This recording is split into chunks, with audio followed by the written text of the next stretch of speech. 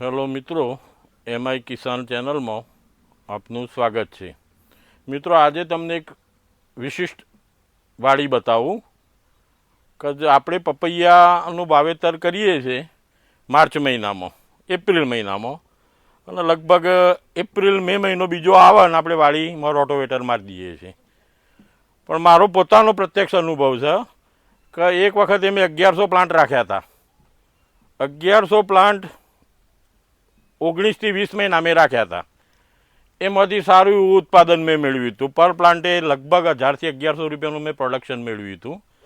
એટલે મારો પોતાનો તો અનુભવ જ છે, પણ ચેનલ મારફતે તમને અત્યારે બતાવું કે ભાઈ જૂની વાડી આપણે રાખીએ તો આપણે ફાયદામાં રહીએ કે નુકસાનમાં જઈએ. કારણ કે આપણે તો શું, છત્રી બગડી જાય એટલે તરત જ રોટોવેટર મારી દઈએ. અત્યારે હાલ હું આવેલો છું એક વાડીમાં. કયું ગામ છે કાકા? ઉમેદપુરા. આપનું નામ શું? પટેલ અમૃતભાઈ માધાભાઈના ખેતરમાં હાલ હું આવેલો છું. 1600 પ્લાન્ટ છે 1.5 એકર જમીનમાં. આનું પ્લાન્ટેશન માર્ચ ચોથા મહિના, એપ્રિલ મહિનાની લગભગ 24 એપ્રિલ 24 ને એપ્રિલ 24 ને એપ્રિલ 25 એક વર્ષ પૂરું થઈ ગયું. એપ્રિલ 2024માં પ્લાન્ટેશન કર્યું હતું. આ એપ્રિલ મહિનામાં એના 12 મહિના થઈ ગયા. આજે સપ્ટેમ્બર મહિનો ચાલે છે, તમે જોઈ શકો છો. એનું ઉપરનું ફ્રૂટ પણ તમે જુઓ. કેમેરામેન તમને બતાવશે કે ઉપરનું ફ્રૂટ કેવું છે અને કેટલી સાઇઝ છે. હાલ માલ વેચવાનો ચાલુ જ છે. જેમ પટ્ટી આવે એમ માલ વેચાય છે. હવે આ વાડી રાખવાથી ખેડૂતે ફાયદો કર્યો કે નુકસાન, એ આપણે આંકડાકીય રીતે માહિતી જોઈએ.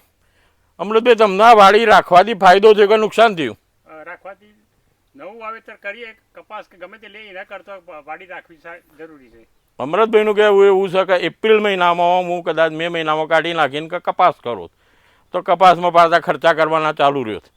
એની જગ્યાએ એમને વાડી રાખી. અત્યારે હાલ તમારા કેટલા પપૈયા આમાંથી વેચાણ થઈ ગયા? 5,20,000ના પપૈયા છેલ્લા કટિંગ સુધી વેચ્યા. હજી ઉપરનો માલ તમે જોઈ શકો છો. મારો અંદાજ છે કે 1,00,000 થી 1,25,000 રૂપિયાનો માલ નીકળશે કાચા સાથે. આ જે હાલ ઉપર દેખાઈ રહ્યો છે, હાલ 2 વેણી 20,000 થઈ ગઈ. હા, 2 વેણી એમને 40,000ની થઈ.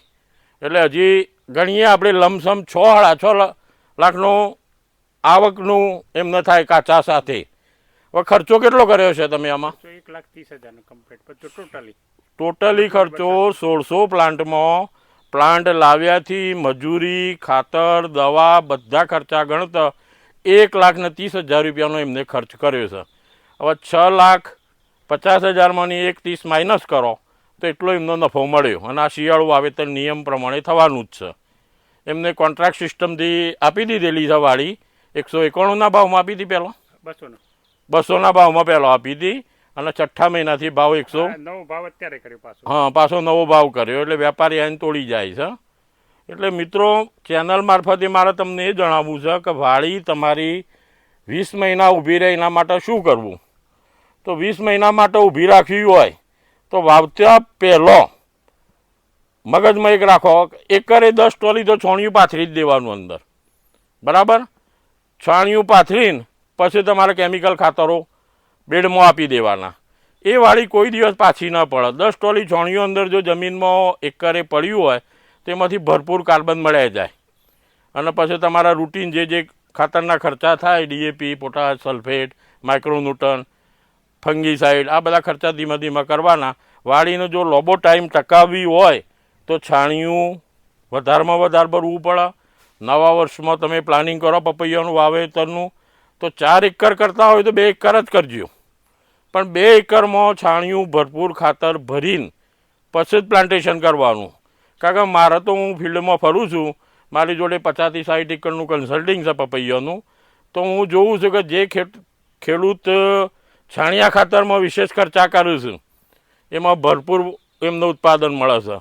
અગાઉનો એક વિડીયો મેં તમને આપણા ચેનલ મારફતે મૂકેલો છે, તમે જોજો કે લગભગ 100 કિલોનું પ્રોડક્શન એ ભાઈને મળશે. તો એમાં મેં પૂછ્યું તો ભરપૂર છાણિયું ખાતર જ છે.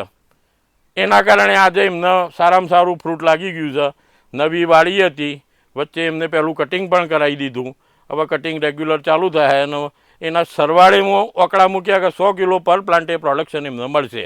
અને જો ઉનાળામાં છત્રી સારી રહે અને એના અંદર ગ્રીનરી સારી જળવાય અને લોબી ખેંચાય તો એનાથી વધુ પ્રોડક્શન મળે. એટલે પપૈયું 50 કિલો 40 કિલોનું પ્રોડક્શન લઈને ખેતી કરવી એ મારી દૃષ્ટિએ વ્યાજબી નથી. એમાં તમારા આવક જાવકના વકડા મળ્યું નહીં. એટલે એના કરતાં ખર્ચ એવો કરવો કે જે કાયમી પપૈયાનો લાભ કરતા હોય અને પપૈયાને દિવસે દિવસે સારું જ રાખે તો પ્રોડક્શન આપવાનું જ છે. આ તમને જૂની વાડી હું બતાવવાનું ખાસ કારણ એ છે કે ઘણા મિત્રો પૂછે છે કે જૂની વાડીમાં તો છત્રી બગડી જાય છે, આ થાય છે.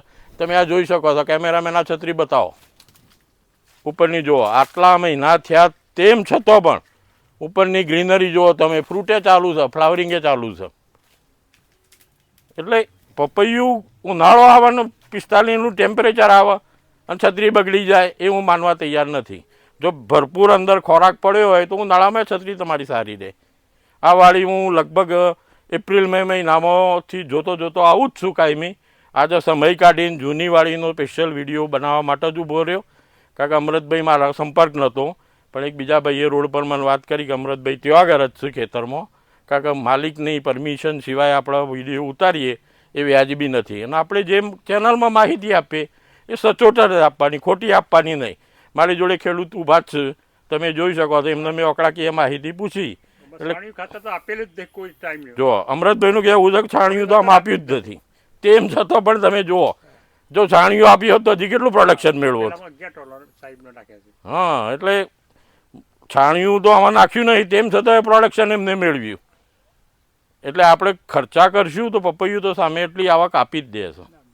અને તમને અમારી ચેનલમાં જે માહિતી અમે આપીએ બિલકુલ સચોટ, સાચી, ખોટી કોઈ ગેરમાર્ગે દોરાવવાની નહીં કે કોઈ માર્કેટિંગ કરવાનું આશય અમારો નથી. પણ ખેડૂતોની આવક વધુ થાય એના માટે ખેડૂતો અમારી ચેનલમાં જોઈને અને અપનાવું અને એમનો ફાયદો થાય. તો અમારી આ ચેનલને તમે સબસ્ક્રાઈબ કરતા રહેજો, લાઈક આપતા રહેજો અને શેર પણ કરતા રહેજો. અને તમારો કોઈ કોમેન્ટ હોય તો અમારા પર્સનલ નંબર પર તમે ફોન પણ કરી શકો છો. આભાર.